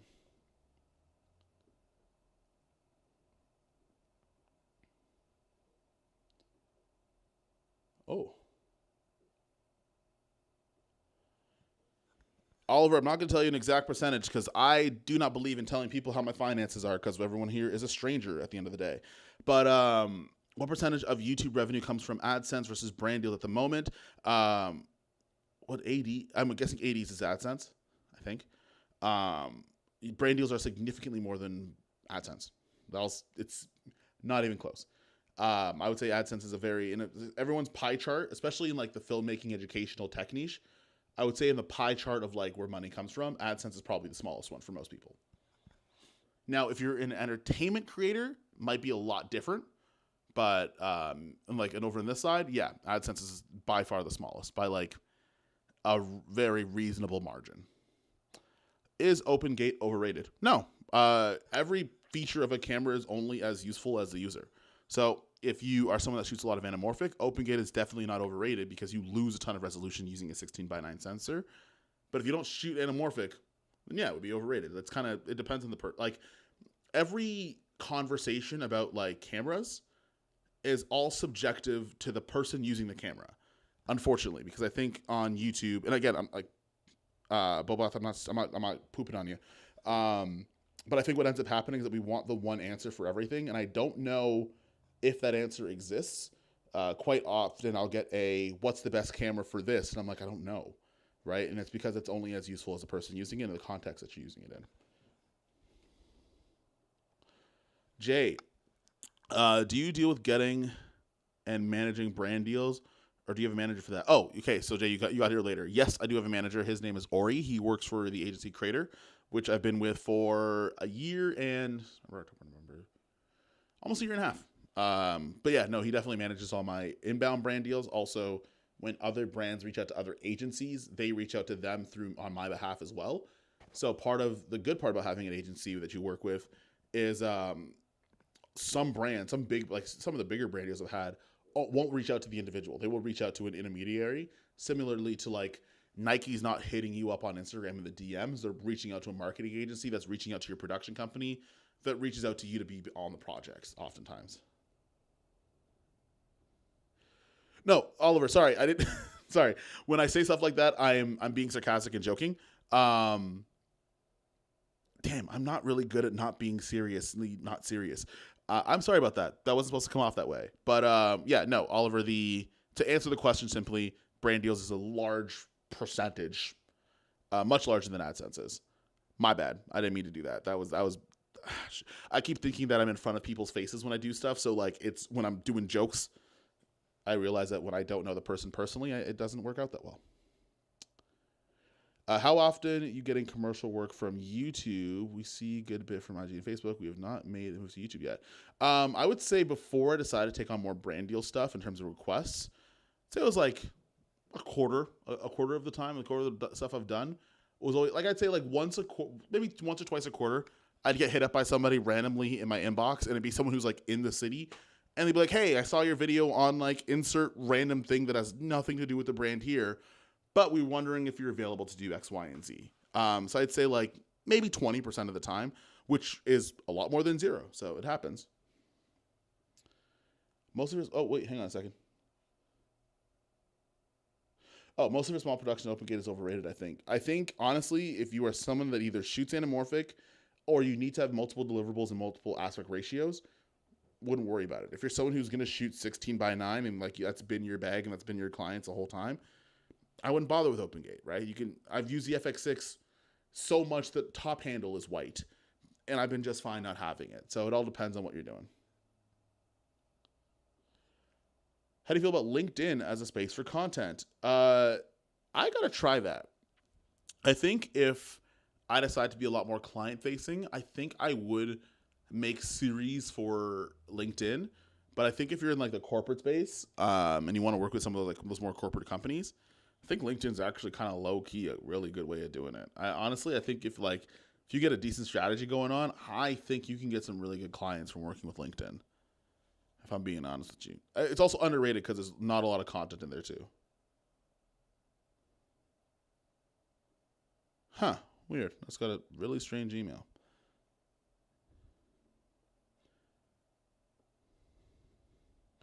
I post content on LinkedIn and it's resulted in a 4-year position that just wrapped up.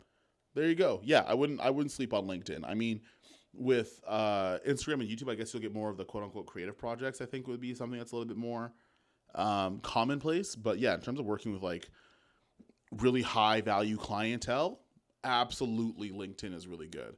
It's just whether or not you're going to be creatively fulfilled working on those projects is up to you. But yeah, I would try to. I look if you have the time to make content on there, I'd look at it. Yeah, high value in the LinkedIn audience. Yeah, man, the LinkedIn audience, like, because LinkedIn audience is all marketing managers, CEOs. You get it's how you get in front of decision makers. I would just say it's a lot more like, and you can correct me if I'm wrong. It might be a little bit more of a sterile environment where if you're looking at doing the super artistic stuff, I don't know if I find those. I don't know if you find those people on LinkedIn. But then again, I might make a run and try it. But also, like, I don't know how much client work I want to do this year, so I don't know how I want to do that. Any tips on writing better synopsis and treatment? Check out Nora Naz. He is far better than doing it than I do. I use Milanote for pretty much everything, and I'm also still playing around with LTX Studios, which is an AI storyboarding software where I insert the script and it'll spit me out kind of a shot list for it. But yeah, Nora Naz is absolutely the goat for doing stuff like that. I think I just use his stuff. I think I'm pretty much already using his stuff already, so anything I say is just his.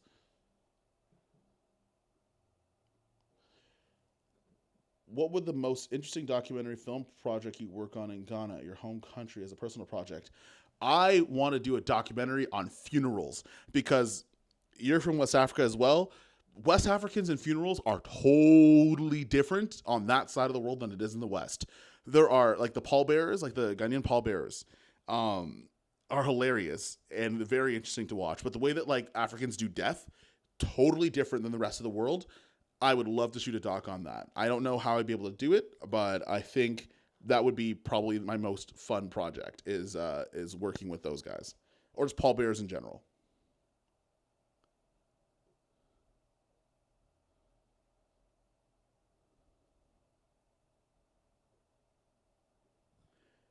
Yeah, Milanote Rock. I gotta do. I'm trying to get a video partnership with Milanote. I think one of the things I'm gonna do, even if it's not sponsored, like I might do a Milanote breakdown on some of our next productions. That way, I'll show you like all the storyboarding, our budget breakdown for stuff. I'm gonna probably have that sometime in the future. There's a couple projects I want to do that for, so we'll see. What do you think the biggest shifts in either the content creating or filmmaking industry are going to be this year? I think you're going to see a lot more people from the industry in this platform. Um, what I hope not to see is a lot of people thinking that YouTube is easy, not getting what they want from the platform, and then trying to drum up the weird discussion of what a real filmmaker is and all that other crap. I hope that doesn't happen again this year. But I think what you're going to see is you're going to see a lot more. I think you're going to see a lot more personality. I don't think you're going to get the representatives of certain creators. I think you're going to see people kind of letting loose a little bit. And also, I think you're going to see a lot more collaborations because at the end of the day, a lot of us are friends with each other. And we don't really like, you see me, Cam, Terry, and everybody all the time. But I think you're going to see a little bit more of that where you're going to see multiple people in like other people's videos. Kind of like the 15 version of YouTube where like you might watch one person, but like you'll see a cameo from somebody else. I think you're going to see a lot more of that, and I think it's going to do well. Can I type in here? I think it's our. I think I put the spelling in there. You might have to take a look at that. I might have got that wrong.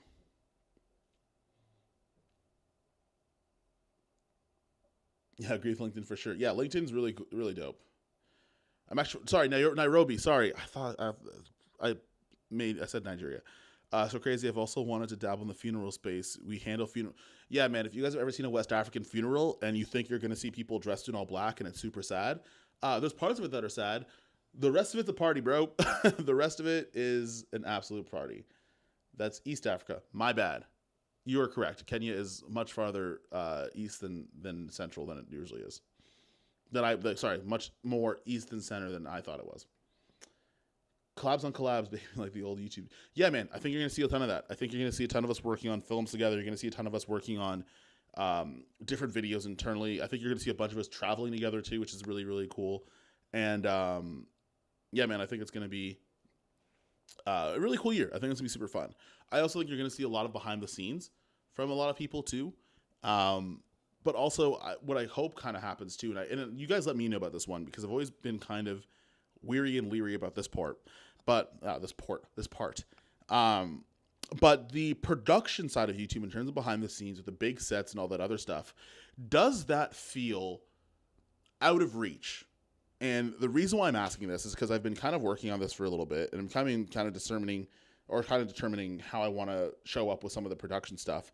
But on some level, I feel like the bigger that you try to make it, thinking that it's going to garner more audience, it might garner interest from people. They might want to watch it, but it doesn't actually help because it's very hard to conceptualize yourself with a 20-person crew and like $80,000 of equipment lying around.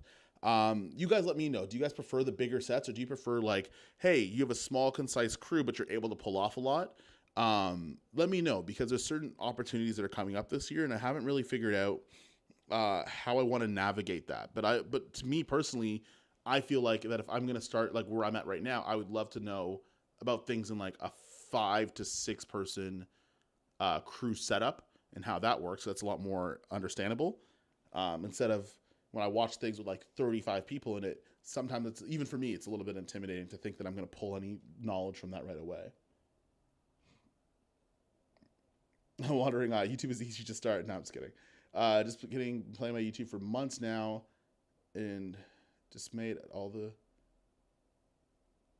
YouTube is easy crap videos. Yeah, man, YouTube it's easy to start, hard to get good at. Because obviously you could post as many videos as often as you want. You can post anything you want whenever. But yeah, YouTube it's tough because it's like having a homework assignment, but they don't tell you how they're marking it. But the homework is due. But you also don't know what the due date is, and it's always more recent than you think it is. Like it's always more sooner than you think it is. So YouTube is a little bit weird, but what you get back from it when you get into your flow and your groove, I mean, I've been yapping for almost 2 hours, and I'm gonna go right back to working on more brand partnerships, and that pays my bills. So there's that. BKFX, what part of the creative space do you love the most? I've come to the point where I've fallen in love with every aspect of running a video production biz, except admin, of course. Yeah, no one likes admin. I don't like sending invoices. I'm bad at sending invoices. I forget all the time. In terms of like working with accountants and stuff, like I have an accountant that I work with, and I just like throw money in my tax account every like 2 weeks, just so I'm like, hey, I'd rather overpay and get money back than underpay. And that's, I don't know. I offset as much of my admin stuff as I possibly can because it makes my life easy. I like learning new skills, man. Like I'm in talks with a company right now to learn how to Steadicam for a little bit. I like having skills for no damn reason. I might never actually Steadicam on like a proper set, but I want to know how to be really, really good at it in the event that it comes up. Don't know why. I don't know. But I like learning new skills and then like teaching those skills back to people. It's fun. Recently made a YouTube channel, and I've been slowly working on content, been trying to put out content. It just feels daunting sometimes. Clebo, I'm not going to mispronounce your last name. I hope I pronounced your first name right. Yeah, YouTube can get daunting sometimes. I think the way that I can help, I guess in any way, plan ahead, and when you feel creative, go full steam and make multiple pieces of content. And hopefully that helps out a little bit. I think what ends up happening is that it's way more stressful when you're trying to make things on the seat of your pants. And like your video comes out on Monday, but you don't know what's coming out the following Monday. That's a way more stressful environment than planning even 2 videos ahead. That's where it can get really daunting. Chaudhry, somebody, Tommy Cadet left his, like the actual name. I spelt it wrong. Yeah, I enjoy seeing all of it. Yeah, man. I think both can be interesting. It's cool to see you enjoy seeing everything in terms of like how big sets can get. Okay. I think both can be interesting. It's cool to see where things grow and build out, but it's nice to see smaller productions as well. Okay. Small crews are good depending on who is on the team and the skill leveling dividing roles. Yeah, okay, so that's kind of what I'm thinking. From a storytelling standpoint, I think that these big sets and big productions can work only if the story is relatable on a smaller scale. So, yeah, so I think that's kind of what I'm thinking. Like, that's kind of where my point of contention is that, like, putting out some of that content with, like, a bunch of people on there, it's interesting to watch, but, like, it's hard. Like, that's like when you try to teach camera basics, but I'm using, like, an ARRI. Right? Like that person that wants to learn camera basics, like, yeah, I appreciate the information, but also like using an $85,000 camera. It's hard for me to like absorb the information a little bit. It's likely easier to do things on a smaller scale because it's less of a stretch to see how to do it. I would argue maybe not. Sometimes it is far harder with a smaller team, especially when you don't have all the resources you need. But yes, I could understand that point. The Sony Canada Sports Media Panel last year was one of the best events I've ever been to, so I appreciate you keeping us connected to the space. Hey, man, Evan just touched on something that I haven't really talked about, and I think I'm going to make a separate video. But it's, it is making money, but I think one of the cool things that we've done here in Toronto is that Sony Canada actually hosts a lot of in-person events and workshops and stuff. And the sports symposium we did last year. That went really super well. And if you guys are in Toronto, I will put some of those on. Appreciate the time for stuff like this. Wandering Eye, thank you very much. Jay, I might actually wrap up after doing some of these questions. The new 505 podcast with Chris Howe. 505 podcast with Chris Howe talks well about how small crews will be a more popular thing. Yeah, I could agree with that. I think as we know, we're in the economic R word. Teams are going to get a lot smaller and leaner, and your ability to not only create a team but also be very skilled and synergistically work with each other, I think that's going to be a big major thing. And as well as this generation of filmmakers are a lot scrappier, where we'll take on multiple roles and do them pretty decently in order to see things through because we just didn't have another option coming up. I think you're going to see that come to light a little bit more, especially when you have like more people to be able to do that.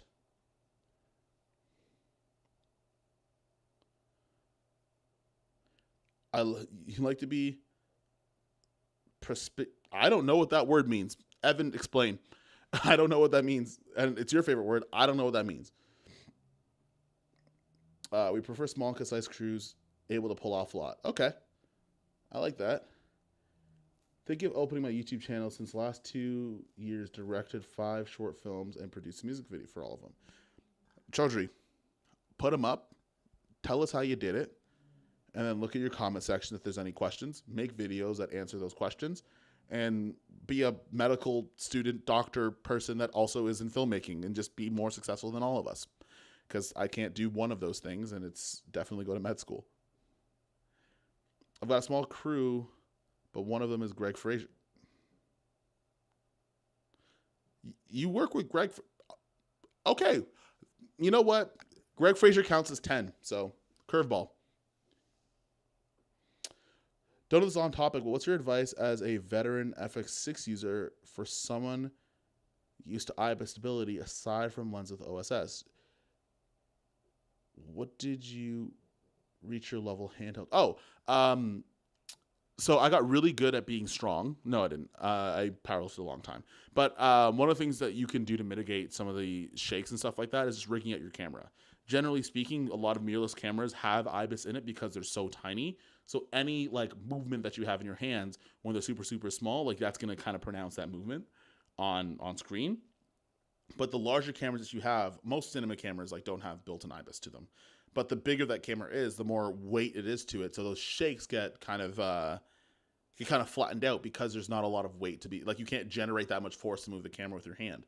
So I'd say having a camera rigged out is probably your best bet.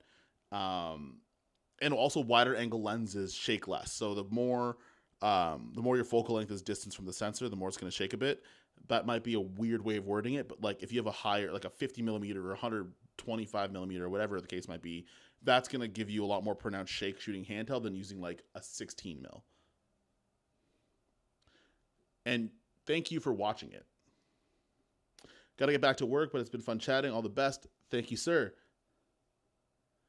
Thomas McClure, everybody. The APS-C legend. Actually, the compact camera legend. You just got a full frame S9. I saw that. S9 gang. Hey, a little late, but glad to get in some of it. Thomas, I feel like you've been late to all of our lives, which is fine because you probably have a life, and I don't. And maybe we'll put up, like, maybe I will schedule these next time. I should probably do that. To be honest, shooting and even starting a YouTube channel has felt easier because I tend to do a lot of research on what I want to do. And your channel has helped me with a lot with making that choice starting out. Hey, man, thank you. But yeah, man, the more you're prepared for a video, the more confident you are, the less times you have to have screw ups, and then you have to kind of go back and like fix whatever you said or whatever the case is. But glad I could help. But also, yeah, man, I think you mentioned it being daunting before. Do your best to try to plan a couple of videos ahead. When you're starting out, like people don't know your cadence, and like to be honest, in the beginning they don't care. So whatever time you need to do to take back and like have a release schedule and have things kind of planned out, you're going to do a lot better.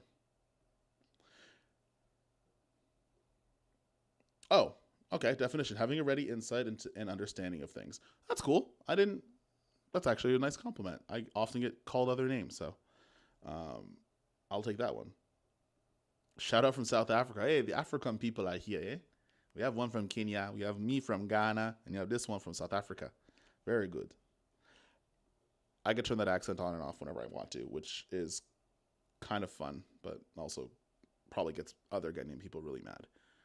Thomas Leclerc in the chat. Yeah, we game recognize game. It's super general, but I think of it as just enjoying being the jack of all trades. Yeah, I think there's nothing wrong with being good at a bunch of things at the same time. Now, if there's something that you particularly excel in, I would say run with it. But if there's stuff you want to be good at, try it out. Like the worst that could happen is that you regret learning a certain skill in place of the other, and then you learn that skill because if you're already good at it, well, then you just become gooder at it, I guess, in a way. What's your favorite advice to give to people regarding YouTube that they likely haven't heard very often? Don't start doing videos until you know your first like 3 months of ideas, and then just run with those ideas and put that's kind of a long-winded idea, long-winded advice. Don't worry about if the YouTube video is doing well, if planned correctly beforehand. Worry about it after 3 months. So what I mean by that is that when you have an idea of the videos you want to put out, instead of pontificating on the perfect video, just post them. YouTube's not going to be overnight anyways. It's going to take you like at least 2 years to kind of really get traction going. Your first 3 months is a great way to prep for it and then just see what works and what doesn't after those 3 months because you need a lot of data. So I would try that. I'm Irish. We run on ish time. Hang on a second. I'm going to find out what that is. Thomas, I'm going to check you real quick because my girlfriend's Irish. I'm going to find out what Irish. I want to find out what ish time is. 1 second. Janelle. You're on the live stream. What's Irish time?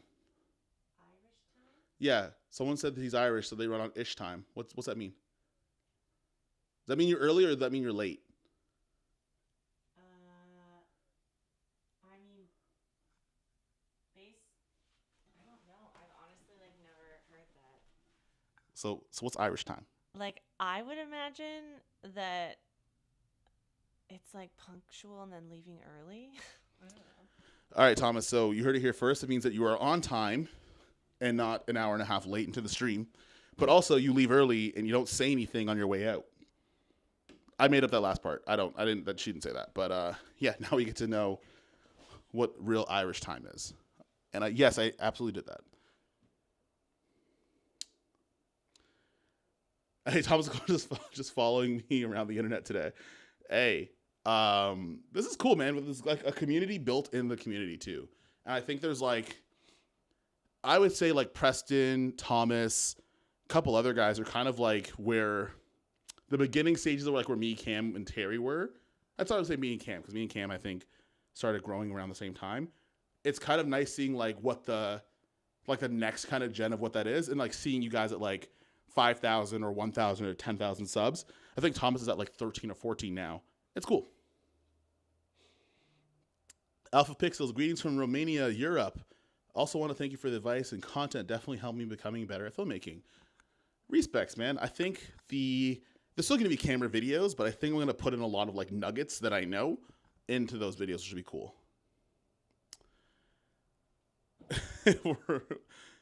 If we are to be there at 5 p.m., we'll be there at 5-ish. Okay, I got you. That makes sense. Early-ish. Okay. Oh, it means roughly at, okay. I didn't know. Chaudhry, it's 2:11 a.m. Chaudhry, go to bed. Look at me. Let's make eye contact. Go to sleep. You're studying for medical school. You've spent 15 hours on course. I love the knowledge. Go to sleep. Because if you have some sort of ailment that happens from sleep deprivation, I'm going to feel real bad. And I'm selfish, because if that happens to you, I'll make it about myself. I feel bad if you do that. Go to sleep. You know what? I'll even say it in an accent. Go to sleep. My brother, I want you to go to sleep, please. I need you to go and do your studies so you can become a doctor and go to sleep, please. Ade. I shouldn't have done that. That was a weird thing to do. Random topic, evergreen content versus things, current and trending. Do both. Your evergreen content should be things that you... Actually, honestly, evergreen content is stuff that you can kind of put up almost every year. So, for example, I'm going to do some evergreen stuff this month, and it's going to talk about like getting clients and making money back from your cinema camera. I could update that for 2025 and do the same videos and update the information every year. Do that. But also... trending stuff will get you a lot of views like right away and like really give you kind of a boost of an audience that otherwise wouldn't have seen you. Evergreen is stuff that you leave up on the channel for a long time, and it does well over time. For example, the FX30 versus FX3 video had 10,000 views when I put it up after about 4 or 5 months, and now it has like 105,000. So those are things that like it's a slow burn, but I would say mix and match both of them. Tomorrow is a holiday. Chaudhry, go to bed. You're making me stressed. Hey, update on my short movie. I started to enjoy the process. Hey, we here for it, my dude. That's the whole point. Like, it's, you know what? Filmmaking is hard when you don't actually like what you're doing, bro. So I am very happy that is happening. But that all to be said, I got a box in like 2 hours. I got a box in 2 hours. I've answered quite a lot of questions here. We've done another live. I'm going to try to make this show a little bit more formalized and have like topics and stuff and then answer questions later. But seeing the comment section makes me anxious when I don't answer them all away. But I'm going to wrap up the stream. I got to go and do active things again. And also, I told myself I would batch record all my vertical content today. Haven't started yet. So thank you all for jumping into the stream. Thank you, Preston, for the super chat. And anybody else, I think it was just Preston. But anyways, thank you for the super chats. Keep it locked. We are probably going to come out with another one of these in, I don't know, 2-3 days. Hey, yo, Chaudhry, yeah, I want to make sure that you're rested. Oh, wait. I'll answer this one. Hang on a second. I have a funny recommendation for you. I have a very funny place where that accent is going to go, and I can only tell you after we sign a new channel sponsor, which we may do in the next couple of weeks. Evan, I'll see you soon, because you're in the city. I'll see you soon, bro. Okay, my laptop is about to die. I will see you guys later. Peace.